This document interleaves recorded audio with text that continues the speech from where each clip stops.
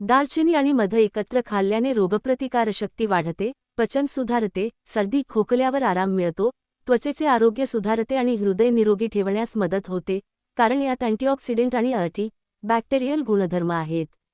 हे मिश्रण वजन कमी करण्यासाठी, सांधेदुखी कमी करण्यासाठी आणि कोलेस्ट्रॉल नियंत्रित ठेवण्यासाठीही फायदेशीर ठरू शकते, पण यावर अधिक वैज्ञानिक संशोधनाची गरज आहे.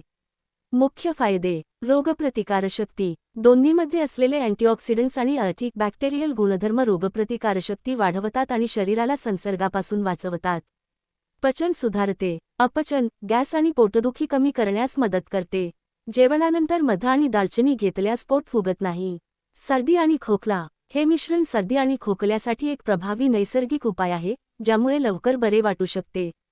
त्वचेसाठी. मुरूम कमी करण्यास, त्वचेचे संक्रमण बरे करण्यास आणि वृद्धत्वाची लक्षणे कमी करण्यास मदत करते. दालचिनी पावडर आणि मध यांची पेस्ट मास्क म्हणून वापरता येते. हृदय आरोग्य. रक्तवाहिन्यांमधील अडथळे दूर करून आणि कोलेस्ट्रॉल कमी करून हृदयाचे आरोग्य सुधारण्यास मदत करू शकते. वजन कमी करणे. चयापचय क्रिया वाढवून वजन कमी करण्यास मदत करू शकते. गरम पाण्यात मध आणि दालचिनी घालून पिणे हा एक सोपा मार्ग आहे. सांधेदुखी. दालचिनी आणि मधाच्या मिश्रणामुळे सांधेदुखी आणि सूज कमी होण्यास मदत होते. कसे वापरावे? चहा. गरम पाण्यात मध आणि दालचिनी पावडर मिसळून प्या. पेस्ट. त्वचेवर लावण्यासाठी किंवा जखमांवर लावण्यासाठी मध आणि दालचिनीची पेस्ट बनवा. अन्नावर शिंपडा. ओट्स, स्मूदी किंवा इतर पदार्थांवर दालचिनी पावडर आणि मध शिंपडा. टिप: जरी हे नैसर्गिक उपाय